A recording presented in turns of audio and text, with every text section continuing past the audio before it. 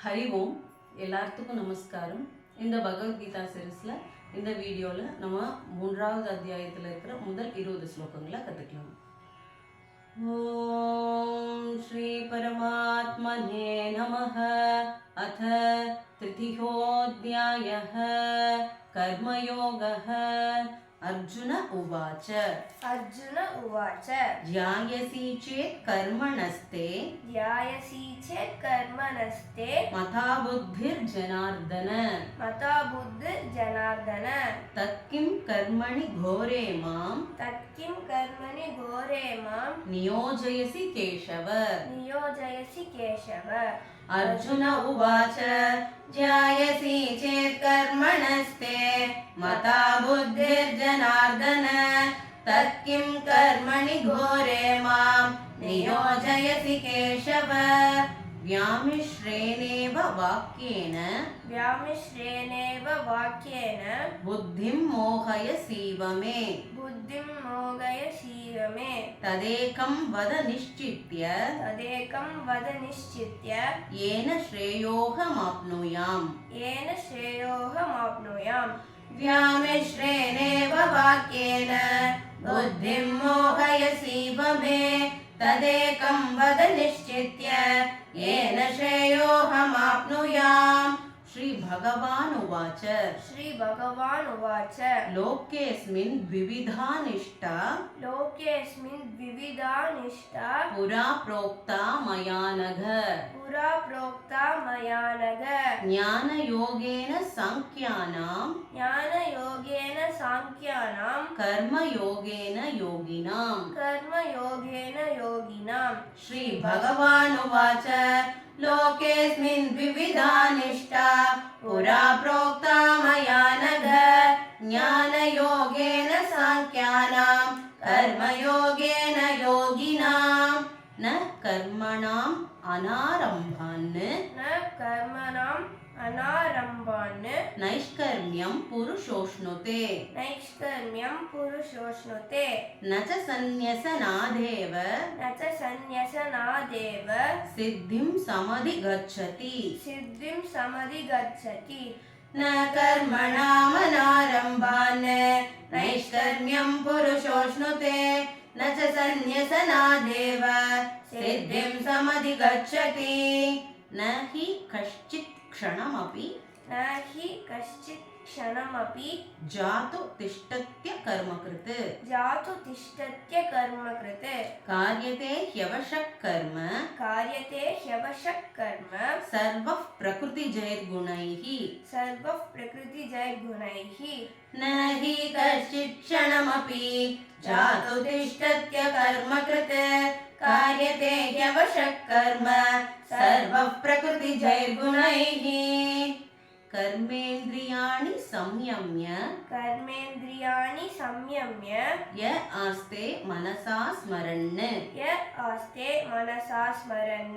इन्द्रियार्थान् विमूढात्मा मिथ्याचारस्य उच्यते. कर्मेन्द्रियाणि संयम्य य आस्ते मनसा स्मरन् इन्द्रियार्थान् विमूढात्मा मिथ्याचारस्य उच्यते. यस्मिन्द्रियाणि मनसा नियम्यारभतेऽर्जुन कर्मेन्द्रियैः कर्मयोगम् असक्तस्य विशिष्यते. यस्मिन्द्रियाणि मनसा नियम्यारभतेऽर्जुन कर्मेन्द्रियैः कर्मयोगम् असक्तस्य विशिष्यते. नियतं कुरु कर्मत्वं कर्मज्ञायो ह्यकर्मणः शरीरयात्रापि च ते न प्रसिद्ध्येद कर्मणः. नियतं कुरु कर्मत्वं कर्मज्ञायो ह्यकर्मणः शरीरयात्रापि च ते न प्रसिद्ध्येद कर्मणः.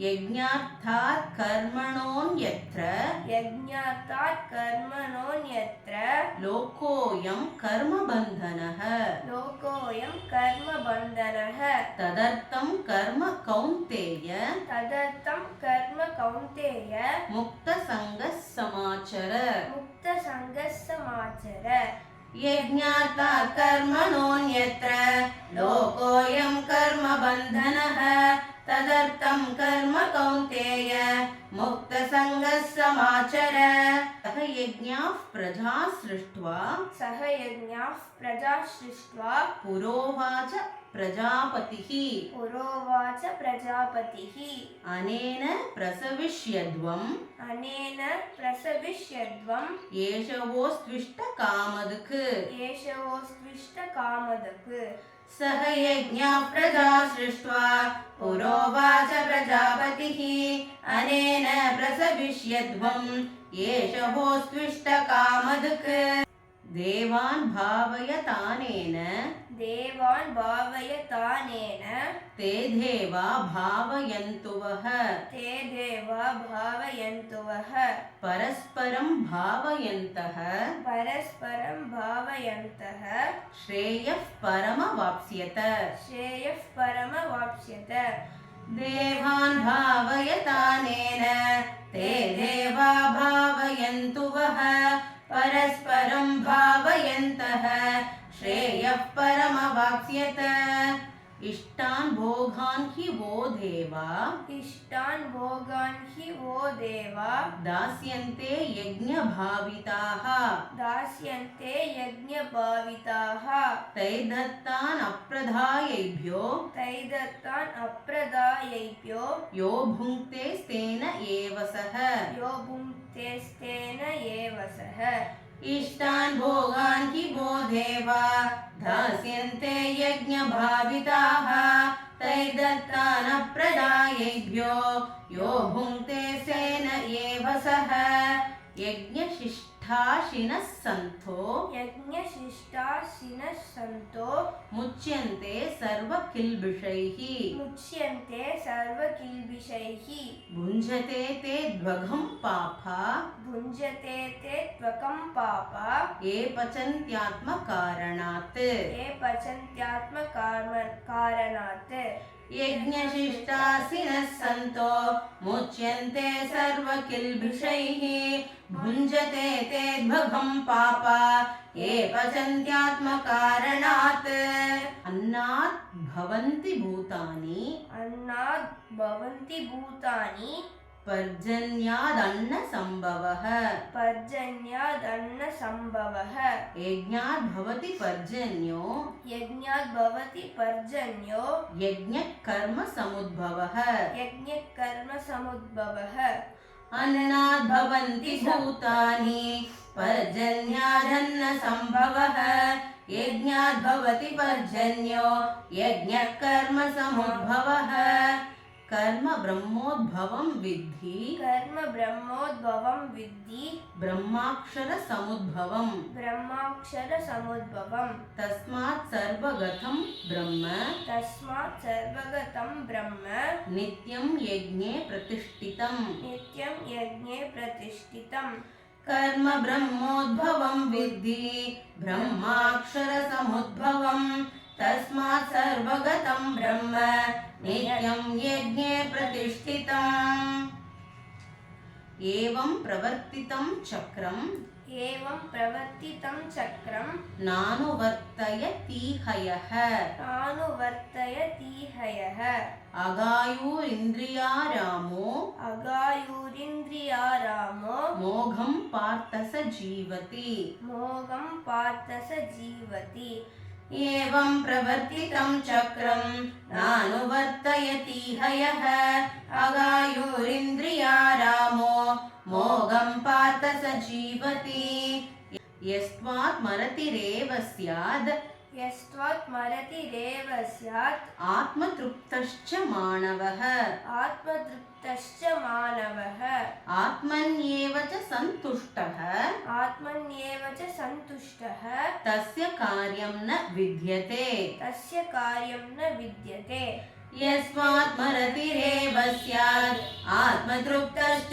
मानवः आत्मन्येव च सन्तुष्टः तस्य कार्यं न विद्यते नैव तस्य कृतेनार्थो नैव तस्य कृतेनार्थो नाकृतेनेह कश्चन नाकृतेनेह कश्चन न चास्य सर्वभूतेषु न चास्य सर्वभूतेषु कश्चित् अर्थव्यपाश्रयः नैव तस्य कृतेनार्थो नाकृतेनेह कश्चन न चास्य सर्वभूतेषु कश्चिदर्थव्यपाश्रयः तस्मादसक्तः सततं कार्यं कर्म समाचर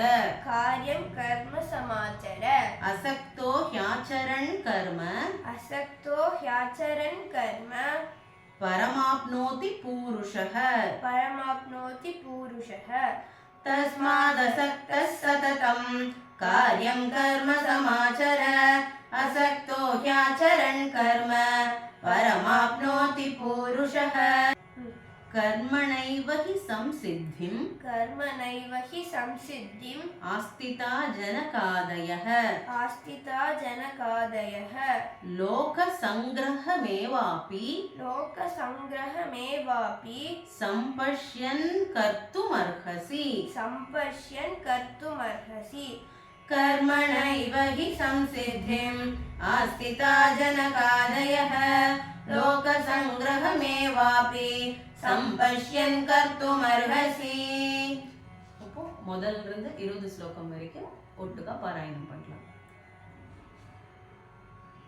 अर्जुन उवाच ज्यायसि चेत् कर्मणस्ते मता बुद्धिर्जनार्दन तत्किं कर्मणि घोरे मां नियोजयसि केशव व्यामिश्रेणेव वाक्येन बुद्धिं मोहयसीव मे तदेकं वद निश्चित्य येन श्रेयोऽहमाप्नुयाम् श्रीभगवानुवाच लोकेऽस्मिन् द्विविधा निष्ठा पुरा प्रोक्ता मया नघ ज्ञानयोगेन साङ्ख्यानां कर्मयोगेन योगिनां न कर्मणामनारम्भान् नैष्कर्म्यं पुरुषोऽश्नुते न च सन्न्यसनादेव सिद्धिं समधिगच्छति न हि कश्चित् क्षणमपि जातु तिष्ठत्य कर्मकृत् कार्यते ह्यवशः कर्म सर्वः प्रकृतिजैर्गुणैः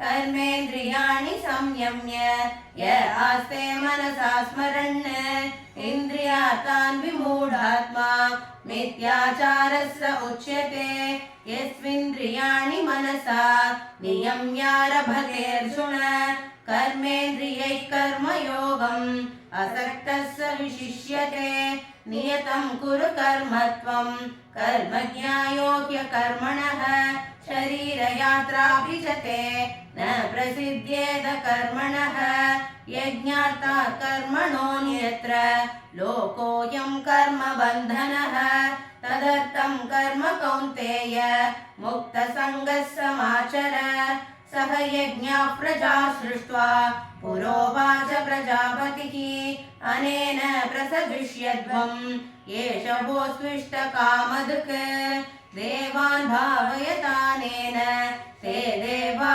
भावयन्तु वः परस्परं भावयन्तः श्रेयः परमवाप्स्यत यज्ञशिष्टाशिनः सन्तो मुच्यन्ते सर्वकिल्बिषैः भुञ्जते ते भगं पापा ये पचन्त्यात्मकारणात् अन्नात् भवन्ति भूतानि पर्जन्यादन्नसम्भवः यज्ञात् भवति पर्जन्यो यज्ञः कर्म समुद्भवः कर्म ब्रह्मोद्भवं विद्धि ब्रह्माक्षरसमुद्भवम् तस्मात् सर्वगतं ब्रह्म नित्यं यज्ञे प्रतिष्ठितम् एवं प्रवर्तितं चक्रं नानुवर्तयति हयः अगायुरिन्द्रियारामो मोघं पार्थ स जीवति यस्त्वात्मरतिरेव स्यात् आत्मतृप्तश्च मानवः आत्मन्येव च कार्यं न विद्यते नैव तस्य कृतेनार्तो न कृतेनेह कश्चन न चास्य सर्वभूतेषु कश्चिदर्थव्यपाश्रयः तस्मादसक्तः सततं कार्यं कर्म समाचर असक्तो ह्याचरन् कर्म परमाप्नोति पूरुषः कर्मणैव हि संसिद्धिम् आस्थिता जनकादयः लोकसङ्ग्रहमेवापि सम्पश्यन् कर्तुमर्हसि। हरि ओम्।